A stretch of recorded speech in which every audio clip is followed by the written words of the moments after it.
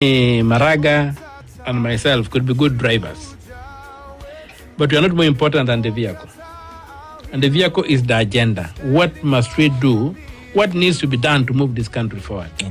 That's why I believe that we must seriously craft the agenda, get the vehicle, then the driver becomes secondary.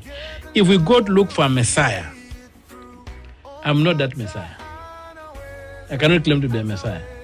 But if we have to go and look for a proper project, and we agree that we are going to implement this constitution, and implementing the constitution means doing A, B, C, D, not just as a cut phrase that we are implementing the constitution or the rule of law, we go down and break down and say, okay, what does implementing the constitution mean in terms of addressing poverty? Mm-hmm. What does it mean to implement the constitution in terms of addressing poverty?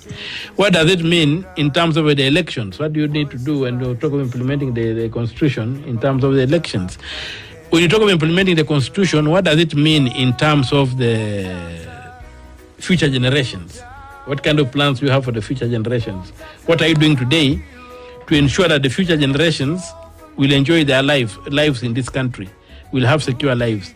Implementing the constitution, how do you control public money? How do you ensure separation of powers? The three powers being the power of money, the purse, the power of the executive, and the power of the judiciary. How do you separate these powers of adjudication, of execution, and of money and money-raising measures? So once we agree with those things, like for me, one of the things that we must agree upon is we must slay the imperial presidency. And the imperial presidency is basically having executive power, an individual control executive power, and control money. You get an emperor, not a